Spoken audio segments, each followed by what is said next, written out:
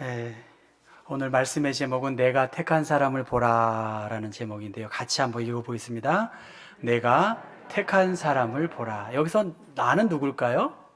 하나님이시고요. 택한 사람을 누굴까요? 예수님이십니다.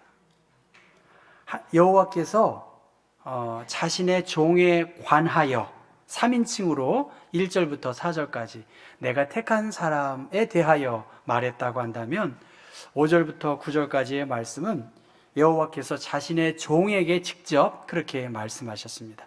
여호와께서 자신의 종에게 공개적으로 내가 택한 사람, 내 마음에 드는 사람, 바로 이 사람이다 그렇게 말하면서 여호와의 종으로서 하나님의 이를 대신하는 왕으로서의 기능을 이렇게 보여주신 것이 오늘의 말씀입니다. 예수님께서 이 땅에 오실 때에 먼저 왼쪽의 그림을 보면 동방 박사들이 아기 예수께 경배하는 그림이 나와 있습니다. 서방 기독교의 주현절, 예수님의 신성이 공식적으로 드러난 날을 저렇게 동방 박사를 통해서 아기 예수가 이 땅에 오신 것, 그것이 주현절의 시작이라고 하기도 하고요.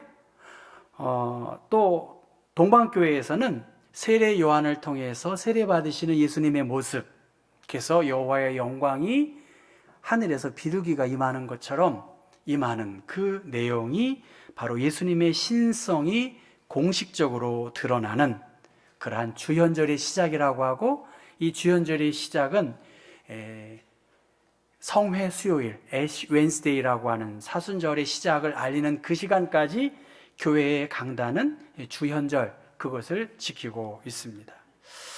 오늘 본문의 내용은 이사야 선지자를 통해서 이스라엘이 어떻게 일들이 펼쳐질지에 대해서 말씀을 하고 있고, 그 이스라엘이 바벨론의 포로로 끌려가고 포로된 이스라엘이 다시 돌아오는 그러한 것을 예언하고, 그 이후에 메시아가 이 땅에 오실 것이다 라고 하는 것을 예언한 것입니다. 그래서 이것을 종의 노래라고 오늘 성경 여러분에도 주의 종 그렇게 말하는데, 종의 노래가 42장에 나와 있지만 49장, 50장, 52장에 걸쳐서 종의 노래, 종으로 오신 메시아 구원자가 어떤 분이신지를 그렇게 말하는 첫 번째 내용이 오늘 본문의 내용입니다. 그러면서 그 여호와의 종은 어떤 분이시냐?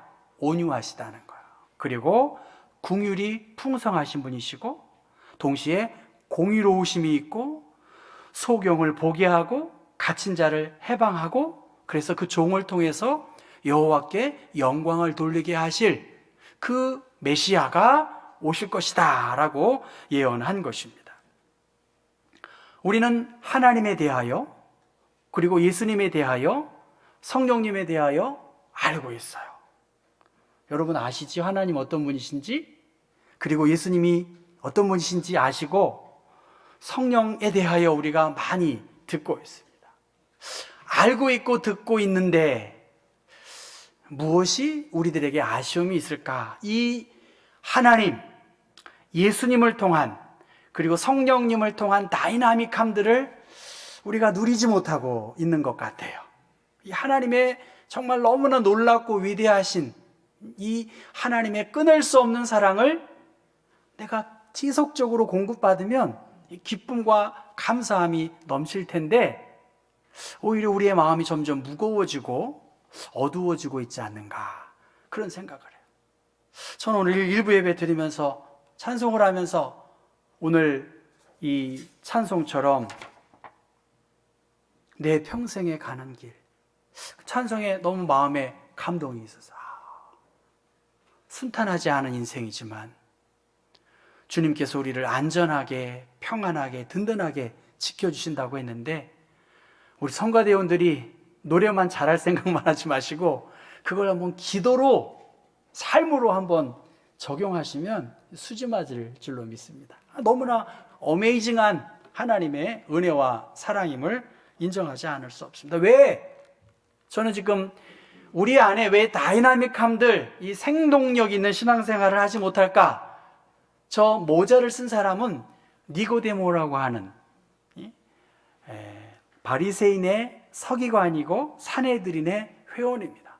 명예가 있고 권력이 있고 그 지식이 율법의 아주 박사들 정도의 급인 사람이 바로 니고데모인데, 그 니고데모가 밤중에 예수님께 오신 거예요. 그 예수님께 와서 당신은 선생님이시고 하나님께로부터 오신 분이십니다 라고 말하고, 하나님께로부터 온 자가 아니면 그러한 이적과 기사를 행하실 수 없습니다 라고 인정했어요. 그러면서 그 니고데모가 밤중에 하나님의 나라에 대해서, 복음에 대해서 알고 싶었던 거예요. 다른 말로 말하면 구원에 대하여, 영원한 삶에 대하여 알고 싶었어요.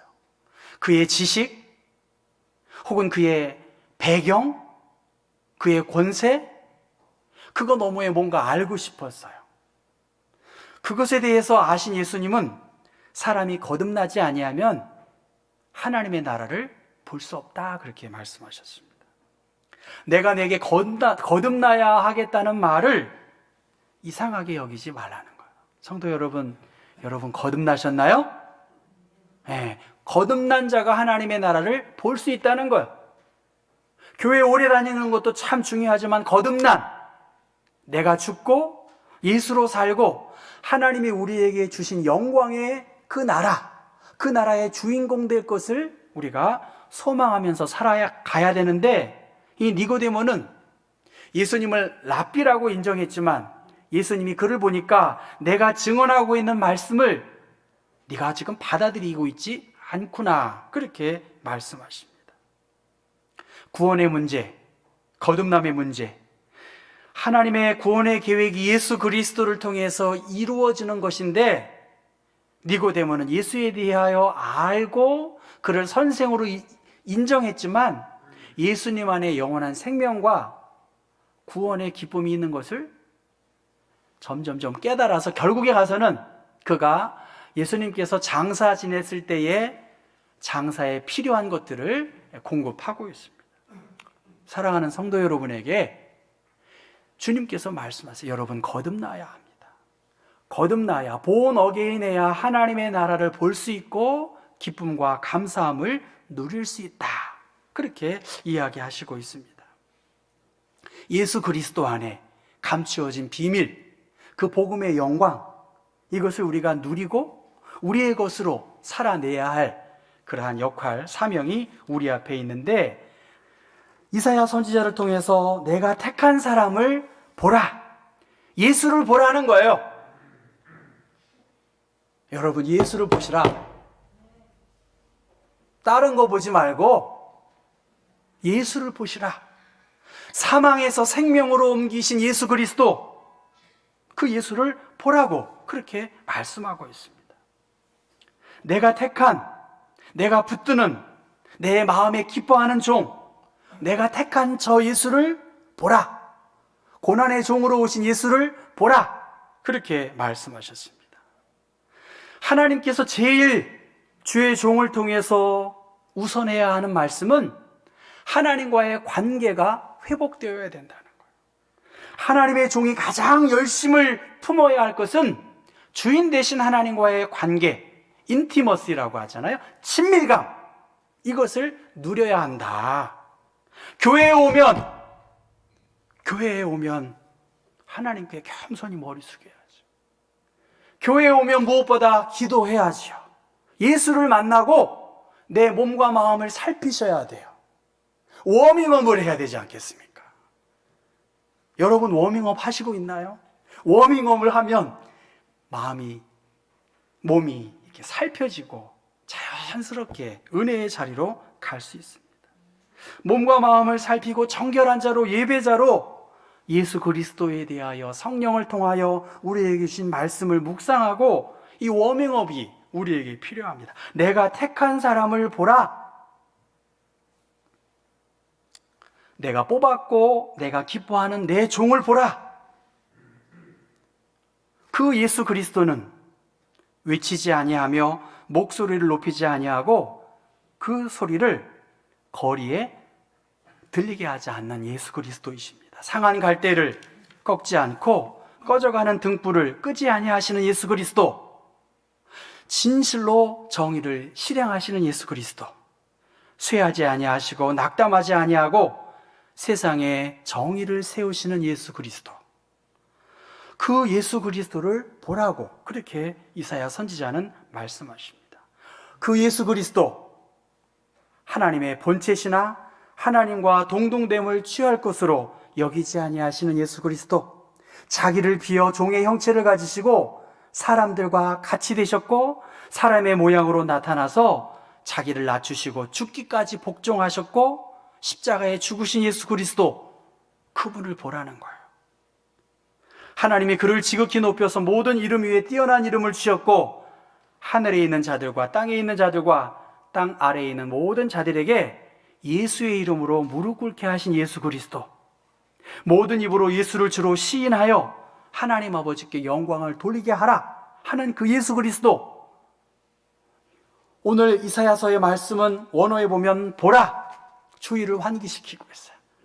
성도 여러분, 주님을 보셔야 되고요, 주님께 집중하셔야 되겠어요. 그것을 이사야 선지자는 첫 번째 말하고 있고, 그 택한 종에게 나의 영을 그에게 주었다라고 말합니다. 영은 숨이고 바람이지요, 성령이라고 하는 것을 우리가 잘 알고 있습니다. 내 영을 너에게 주겠다 그렇게 말했기 때문에 하나님의 자녀는 하나님의 권세를 주셨다고 할 때 이것은 근본적으로 하나님의 영으로 우리가 충만한 삶을 살 수 있다는 것입니다. 하나님의 사역, 목회, 그리스도인의 모습, 주님이 주시는 능력으로 감당하는 것이고요, 주님의 능력을 의지할 때 그 일을 감당하는 것이고, 주님이 주시는 능력을 주의 영광을 위해서 사용했기 때문에 모든 영광을 하나님께 돌리면 되는 것입니다. 목회가 어렵다고 말하더라고요. 제가 보기에도 쉽지 않겠더라고요. 어느 목사님이 저희 교회 제가 2번 뵀는데 우리 교회보다 10배 큰 교회예요. 10배. 굉장히 큰 교회입니다. 제가 그 목사님을 이렇게 보면서 야, 참 목회가 어렵겠구나 그런 생각을 했어요. 제가 목회하는 건 아무것도 아닌 거야, 제가. 야, 근데 그 목사님이 성령님을 의지하고 몸부림치면서 병원에도 입원하고요. 제가 아직 경복교회 와서 입원은 안 했어요. 병원에 입원하고 그것이 계속 스트레스 받고, 자기가 알고 있는 어느 목사님은 병에 걸려서 45살에 죽었다는 거예요. 이게 쉽지 않겠더라고요. 근데 문제는 그 목사님이 그 어려움 속에서 헤쳐나가는 걸 제가 보면서 야, 하나님의 영이 그에게 갑절로 부어졌구나. 그러니까 저 목회를 견뎌내고 꿋꿋하게 살지. 어떻게 그게 가능했을까? 여호와의 영이 그에게 임했기 때문에 그 일을 감당하고 그 영광을 주님께 돌린 것을 제가 듣고 많은 은혜를 받았습니다. 태초에 여호와의 영이 수면에 운행하셨고, 하나님은 하나님의 일들을 이루시기 위해서 사울에게도 사사들에게도 여호와의 영을 부어주었어요. 우리 모두가 연약하고 부족할 수밖에 없는 존재들이지만 나의 영을 그에게 부어 주었다라고 말씀하십니다. 내가 강림하여 거기서 너와 말하고 내게 임한 영을 그들에게도 임하게 하리니 그들이 너와 함께 백성의 짐을 담당하고 너 혼자 담당하지 아니하리라. 그것이 꼭 목회뿐만이 아니라 삶이고 신앙생활에서 하나님이 우리를 고아와 같이 버려두지 아니하시고 함께 해주시겠다. 지금 나에게 가장 두려운 것, 다윗은 주의 성령을 내게서 거두지 마소서 그렇게 말합니다. 여러분에게 가장 큰 위기는 무엇일까요? 주의 성령님이 더 이상 말씀하지 않고 있어요. 그것은 큰 위기이겠죠. 그래서 주의 성령을 내게서 거두지 마시고 주의 영으로 충만케 해달라고 한 것이 다윗의 기도입니다. 그 성령은 느헤미야에서 말씀 보면 가르쳐 주시고 우리의 목마름의 문제를 해결해 주시는, 그래서 시편 143편의 말씀 보면 주는 나의 하나님이시니 나를 가르쳐 주의 뜻을 행하게 하소서. 주의 영은 선하시니 나를 공평한 땅으로 인도해 주옵소서. 그렇게 말씀하십니다. 하나님의 영, 그것은 하나님의 특별한 목적을 위하여 우리 모두에게 주오셨고, 개인의 경건생활뿐만이 아니라 공동체를 살려내는 그 일들을 위해서 하나님의 영을 부어주신 것입니다. 고난의 종으로 오신 예수 그리스도, 그는 어려움 가운데 있는 사람을 살피도록, 그리고 성령을 통해서 교회를 새롭게 하도록, 그리고 힘을 더해 주심으로 구원의 소식을 전하게 하기 위한 여호와의 영으로 그 일을 감당했습니다.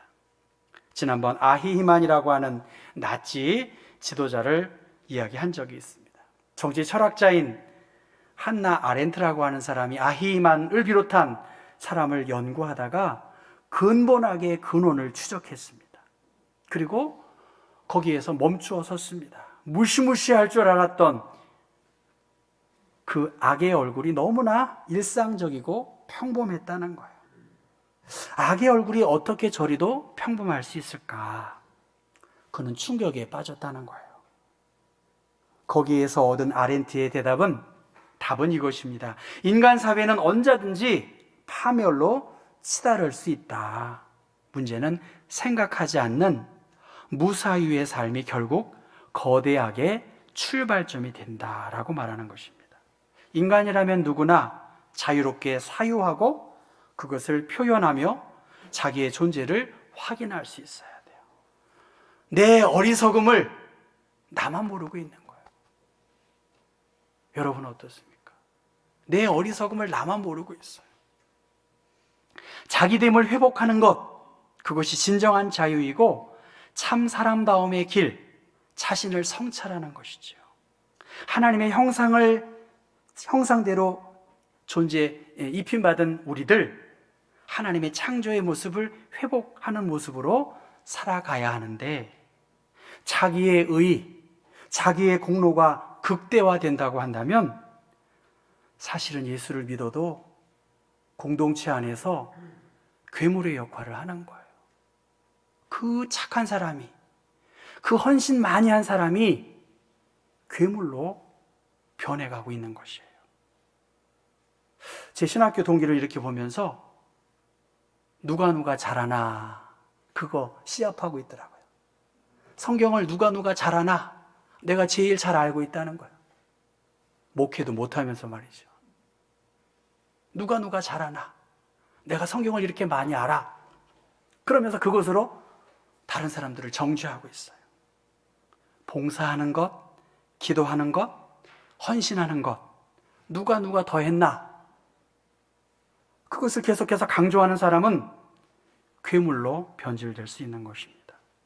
어떻게 믿음 생활을 잘 할 수 있을까? 성령의 인도함을 받아야죠.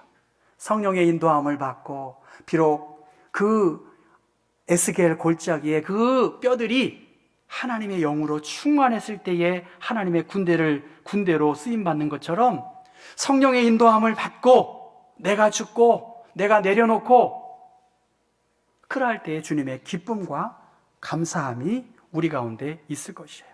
그 성령의 충만함을 받은 사람은 오늘 성경 말씀 1절에 말씀만 하는 거예요. 그가 이방에 정의를 베풀리라, 그렇게 말씀하셨습니다.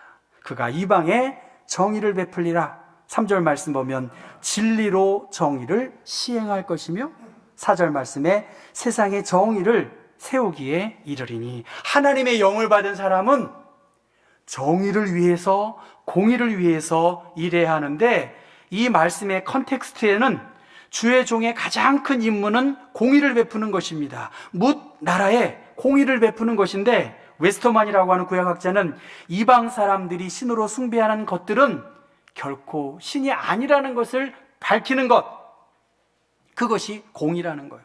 하나님의 말씀을 세상에 선포함으로써 여호와만이 유일한 하나님이라고 선포하는 것, 그것이 공의로운 것입니다. 그 공의로우신 하나님이 바벨론을 무찌르고 연약한 이스라엘 백성들, 그 주변의 연약한 자들을 통해서 하나님의 위대한 구원의 활동을 펼치기 위하여 이스라엘을 택하시고 하나님의 영을 이스라엘 백성들에게, 선택받은 사람들에게 부어 주셨다는 것입니다. 여러분, 성경 한번 6절과 7절 말씀 읽어볼까요? 나 여호와가 의로 너를 불렀은즉 내가 내 손을 잡아 너를 보호하며 너를 세워 백성의 언약과 이방의 빛이 되게 하리니 내가 눈먼 자들의 눈을 밝히며 갇힌 자를 감옥에서 이끌어내며 흑암에 앉은 자를 감방에서 나오게 하리라. 나는 내 영광을 다른 자에게, 내 찬송을 우상에게 주지 않고 너에게 맡겨주셨고 너를 이방의 빛으로, 하나님의 복음을 드러내는 열방의 빛으로 세우기 위해서 너를 택했다라고 성경은 말씀하고 있습니다.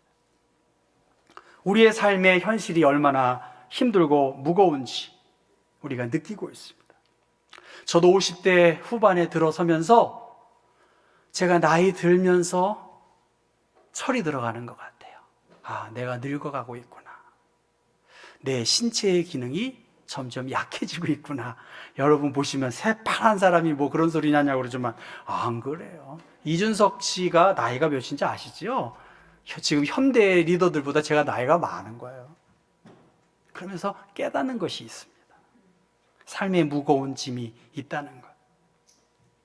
이러한 환경에서 하나님은 이스라엘을 주님의 종으로 열방 가운데 빛으로 살도록 하나님의 영을 그들에게 부어주셨고, 이스라엘을 열방 가운데 제사장의 나라로 하나님의 주권과 영광과 통치를 드러낼 수 있도록, 하나님의 공의를 드러내도록 그러한 사명을 맡겨주셨습니다.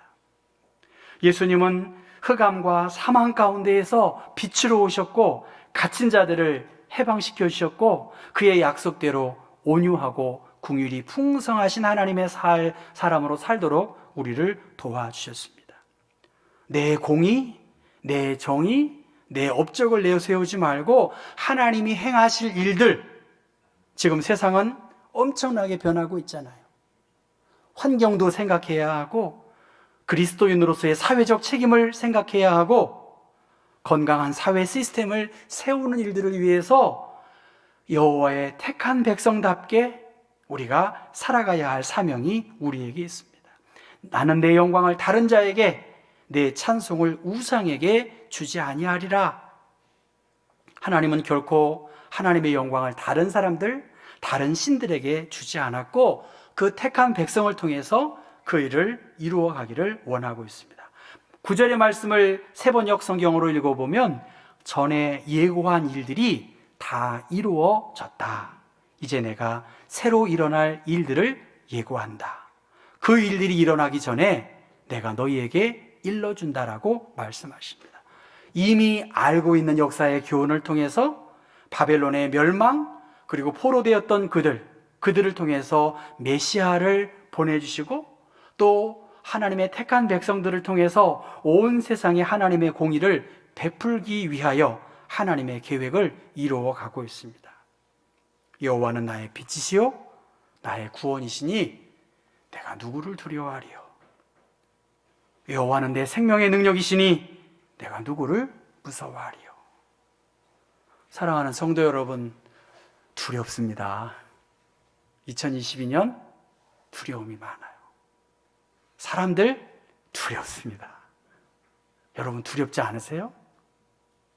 여러분의 가까이에 있는 사람들이 달라지고 힘들게 할 때 여러분 알고 있지 않습니까? 그런데 주님은 여호와는 나의 빛이시오 나의 구원이시니 내가 누구를 두려워하리요. 두려워하지 말라는 거예요. 일어나라, 빛을 발하라. 이런데 빛이 이르렀고 여호와의 영광이 내 위에 임하였음이니라라고 말씀하십니다. 다시 우리가 결심해야겠습니다. 내가 택한 사람을 보라.